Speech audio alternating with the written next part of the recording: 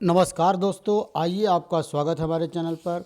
आज हम लोग प्रैक्टिस सेट नंबर 46 करने जा रहे हैं और इस प्रैक्टिस सेट का पहला क्वेश्चन देखा जाता है। पहला क्वेश्चन मेंसुरेशन से है। दिया है कि एक त्रिभुज का परिमाप 540 मीटर है और इसकी भुजाओं की लंबाई 5, 12 और 13 है, तो इस खेत का क्षेत्रफल क्या होगा।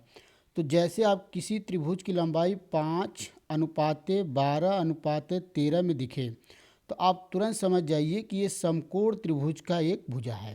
तो ये 13 होगा, 13x मान सकते हैं, इसको 5x मान सकते हैं और इसको 12x। जो कर्ण होगी सबसे लंबी भुजा होगी और बाकी दोनों भुजा में एक आधार होगा और एक लंब होगा।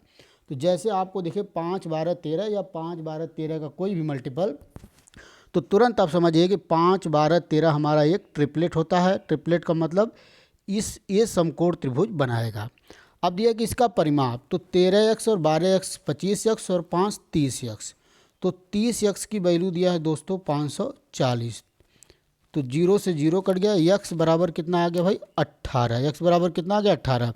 इसका मतलब ये जो भुजा होगी 18 गुणे 5 90 हो जाएगी और ये भुजा हो जाएगा 18 गुणे 12। तो क्षेत्रफल पूछा, आप जानते हैं समकोण त्रिभुज का क्षेत्रफल होता है 1/2 आधार गुणे ऊंचाई। तो 90 गुणे 12 गुणे 18। अब इन सबको आपस में गुणा कर देंगे तो आपका आंसर आ जाएगा 9720 मीटर स्क्वायर। मतलब ऑप्शन बी बिल्कुल करेक्ट आंसर होगा। तो इसका आंसर हो जाएगा ऑप्शन बी। आइए दोस्तों अगला क्वेश्चन देखते हैं, क्वेश्चन नंबर 2। देखिए क्या दिया हुआ है। दिया कि एक स्कूटर और एक मोपेड के मूल्यों में 9:5 का अनुपात है।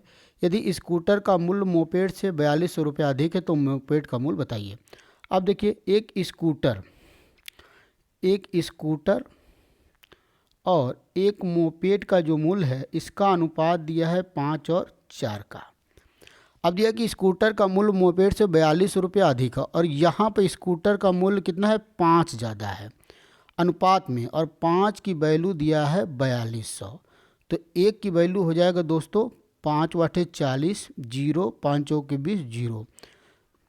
फिर इसको देख लेते हैं, कैलकुलेशन गलत हो गया होगा।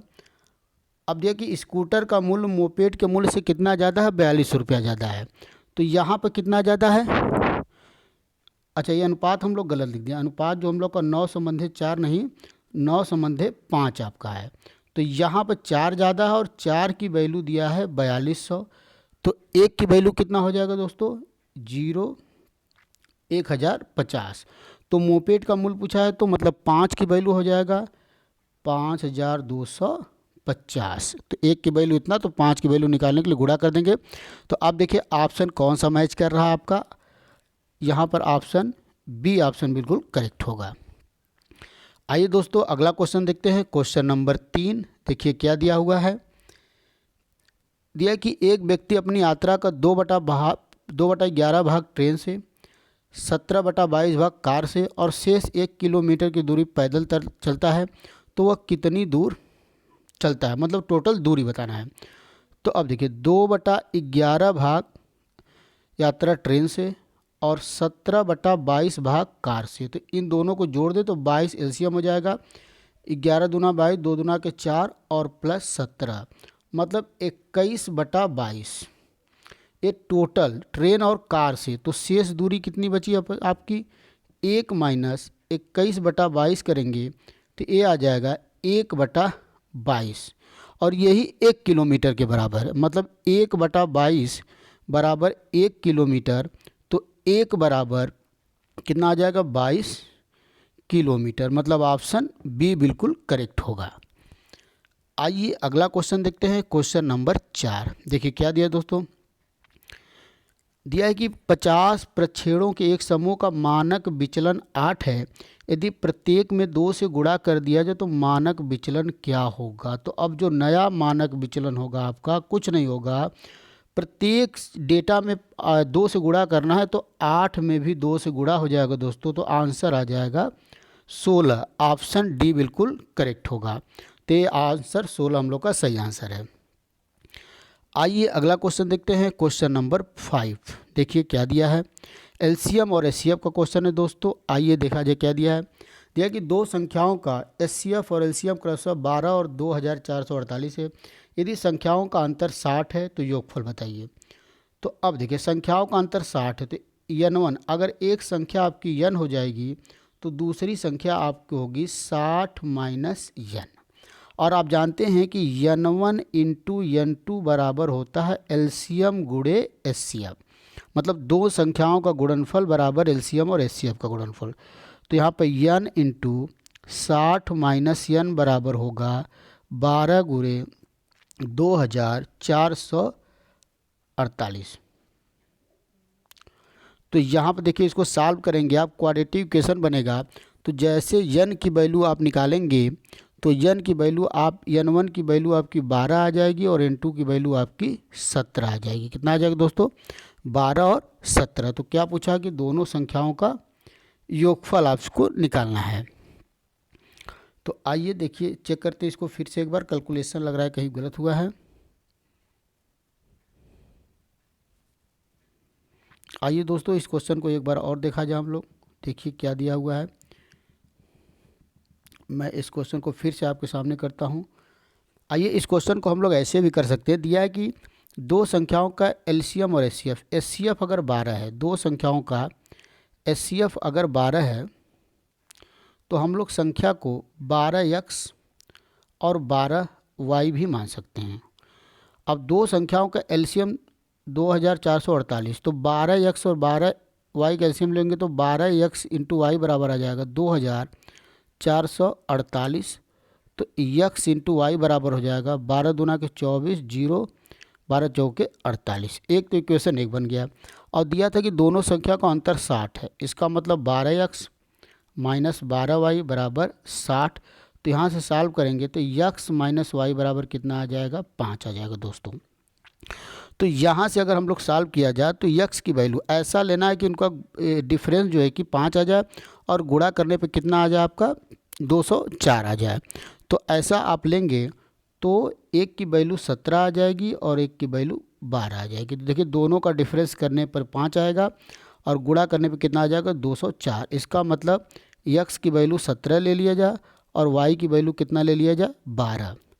तो दोनों संख्याओं का गुणनफल पूछा था, तो दोनों संख्या 12xy का गुणा करेंगे तो 12 into 12 into X into Y. तो 12 इंटू 12 और 17 गुणे 12। जब इसका आप गुणा करेंगे तो आंसर आपका आ जाएगा 384, इसका 348। तो ए ऑप्शन बिल्कुल सही होगा। आइए दोस्तों अगला क्वेश्चन देखते हैं। क्वेश्चन नंबर 6 देखिए क्या दिया हुआ है। मेंसुरेशन का क्वेश्चन है। दिया कि एक आयताकार मेज की ऊपरी सतह का परिमाप 28 मीटर है। यदि इसका क्षेत्रफल 48 है तो इसके कर्ण की लंबाई क्या होगी? तो सबसे पहले एक आयताकार मेज हम लोग बना लेते हैं ABCD। मान लिया जाए A, AB, AC और D। इसकी लंबाई को मान लेते हैं A, चौड़ाई को मान लेते हैं B। तो आप जानते हैं कि आयताकार का परिमाप होता है 2 ब्रैकेट में लंबाई प्लस चौड़ाई, और ये दिया है 28। इसका मतलब A प्लस B बराबर आपका दिया है 14, इक्वेशन नंबर 1। और इसका क्षेत्रफल दिया 48, मतलब A इंटू B बराबर दिया है 48, इक्वेशन नंबर 2। अब 48 को हम लिख सकते हैं 6 गुणे 8, मतलब A इंटू बी बराबर होगा 6 गुणे 8। 6 गुणा 8 हम क्यों किए? क्योंकि A इंटू बी हमको 48 चाहिए, A प्लस बी हमको 14 चाहिए। तो अगर 6 8 लेते हैं तो 6 गुणे 8 48 होगा और 6 प्लस 8 करेंगे तो 14 आ जाएगा। इसका मतलब इसकी लंबाई 8 हो गई और इसकी लंबाई 6 हो गई। किसी भी की लंबाई ले लेंगे और ये विकर्ण हो गया। और आप जानते हैं कि ये 90 डिग्री होगा। तो पाइथागोरस प्रमेय से अगर ये 6 होगा, ये 8 होगा, तो ये कितना हो जाएगा दोस्तों? 10 होगा। और आप इस बात को याद कर लीजिए कि 6 8 10 भी हमारा ये क्या होता है? ट्रिपलेट होता है। 6 8 10 एक समकोण त्रिभुज की भुजा होती है। तो ऑप्शन ए बिल्कुल करेक्ट होगा। आइए अगला क्वेश्चन देखते हैं। क्वेश्चन नंबर 7 दिया है कि कोई व्यक्ति 8 रुपये में 10 वस्तुएं खरीदता है और उन्हें 1.25 रुपये प्रति वस्तु की दर से बेच देता है। तो यहाँ से जो हमारा CP होगा 8 रुपये में 10, मतलब एक वस्तु का क्रय मूल्य हो जाएगा 8/10।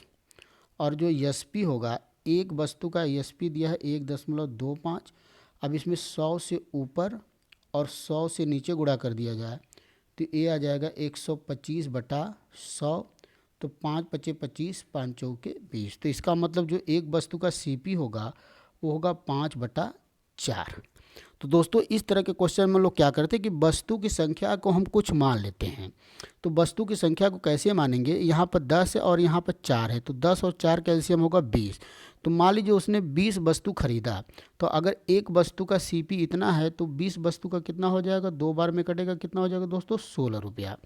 और एक वस्तु का अगर एसपी इतना है तो 20 का कितना हो जाएगा, 4 पचे 20, कितना हो जाएगा, 25 रुपया। इसका मतलब टोटल सीपी हमारा 16 है और टोटल एसपी हमारा 25 है। तो हमें क्या हो गया, 9 रुपये का फ़ायदा हो गया। कितने पर, 16 पर। तो इसलिए 1 पर 9/16, इसलिए 100 पर। तो 4 चौके 16, ये 25 हो जाएगा। गुणा करेंगे, 5 9 45, 4 बच गया, 5 चौके 9 दूना 18, 2 4 22/4। तो ये आ जाएगा, इसको सॉल्व करेंगे तो 56 सही 1/4%। तो उसका लाभ प्रतिशत क्या हो जाएगा दोस्तों, 56 सही 1/4%। आइए अगला क्वेश्चन देखते हैं, क्वेश्चन नंबर 8। आइए देखिए क्या दिया है। दिया है 27 की पावर यक्स, 27 की पावर यक्स बराबर 9/3 की पावर यक्स दिया है। तो आपसे पूछा है कि 1/x की पावर 4 की वैल्यू क्या होगी। तो 27 को हम लिख सकते हैं 3 की पावर 3 और फिर उसके पावर यक्स।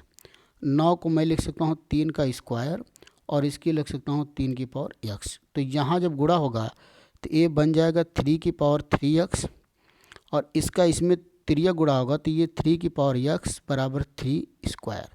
तो हो जाएगा 3 की पावर 4x बराबर 3 स्क्वायर। तो आधार बराबर है तो पावर बराबर होगा, मतलब 4x बराबर 2 होगा, 4x बराबर 2 होगा। तो x बराबर आ जाएगा 1/2। तो x बराबर 1/2, तो x की पावर जब 4 करेंगे तो ये होगा 1/16। x की पावर 4 1/16, 1/x की पावर 4 पूछा है तो 1/16 को उल्टा करेंगे तो आंसर कितना आ जाएगा दोस्तों, 16। ऑप्शन बी बिल्कुल सही आंसर होगा। आइए अगला क्वेश्चन देखते हैं, क्वेश्चन नंबर 9। दिया हुआ है कि 5 सही 3/4, 4 सही 4/5 और 7 सही 3/11 के योगफल में कौन सा भिन्न जोड़ा जाए कि पूर्ण संख्या बन जाए। तो आपका दिया 3 नंबर, 5 सही 3/4, कमा 4 सही 4/5 और कमा 7 सही 3/8। इसका मतलब 4 पचे 20, 3 23, 23/4। ये बनेगा आपका 23/4, 4 पचे 20 और 4 24/4 और यहाँ पर कितना बन जाएगा आपका 7 8 56 और 56 और 3 59/8। यही होगा हमको लग रहा है। आइए देखते हैं, मतलब ये हो गया आपका 23/4, ये आएगा 24/4 और ये हो गया 59/8। आप यहाँ से, अच्छा ये 5 है, 4 नहीं, ये 5 है। आप तीनों का एलसीएम आप लेंगे तो हो जाएगा 40। तीनों का एलसीएम कितना होगा दोस्तों, 40 होगा। ये हो जाएगा आपका 40, ये 5 आपका 4 5 और 8 का एलसीएम कितना हो जाएगा 40। तो इसको सॉल्व किया जाए तो ये हो जाएगा 230 और आपका ये हो जाएगा 5 8 40, गुणा करेंगे तो 192 और ये हो जाएगा आपका 8 5 40, अब गुणा करेंगे तो ये हो जाएगा 295। अब जोड़ेंगे तो आपका आएगा 717/40, 717/40। तो आप इसमें ऑप्शन से, आप अगर इसमें 3/40 आप जोड़ देते हैं, जैसे 717 में 3/40 हम लोग जोड़ दिया जाए तो ये नीचे तो 40 ही रहेगा, ऊपर देखिए 7 3 10, एक बच गया, 7 3 10, मतलब ये 720 हो जाएगा। तो ये 4 से 4 कटेगा और ये कितना हो जाएगा 12 6 का 72। तो एक पूर्ण संख्या बन गई। तो कौन सा नंबर जोड़ना पड़ेगा, 3/40। आइए दोस्तों अगला क्वेश्चन देखते हैं, क्वेश्चन नंबर 10 और लास्ट क्वेश्चन। देखिए क्या दिया हुआ है। दिया है कि एक नंबर दिया है, कह रहा है कि इसके वर्गमूल में कौन सा छोटा से छोटा भिन्न जोड़ा जाए कि पूर्ण संख्या प्राप्त हो जाए। अब ये नंबर दिया है 930। देखिए क्या दिया है 930.25। तो इसका आप वर्गमूल निकालेंगे तो ये आ जाएगा 30.5। 30.5। अब इसमें क्या घटा दें, अगर इसमें 0.5 को हम लोग माइनस कर दें तो ये 30 आ जाएगा, और 30 हमारी पूर्ण संख्या, और 0.5 को क्या कहते हैं 1/2 भी लिख सकते हैं। तो कौन सी भिन्न घटाया जाए, 1/2। तो दोस्तों ये हम लोग का 10 क्वेश्चन का प्रैक्टिस सेट रहा। उम्मीद है कि आपको पसंद आया होगा, और आप इसी तरह लगातार प्रैक्टिस करते रहिए। अगला सेट लेकर आएंगे, तब तक के लिए धन्यवाद, नमस्कार।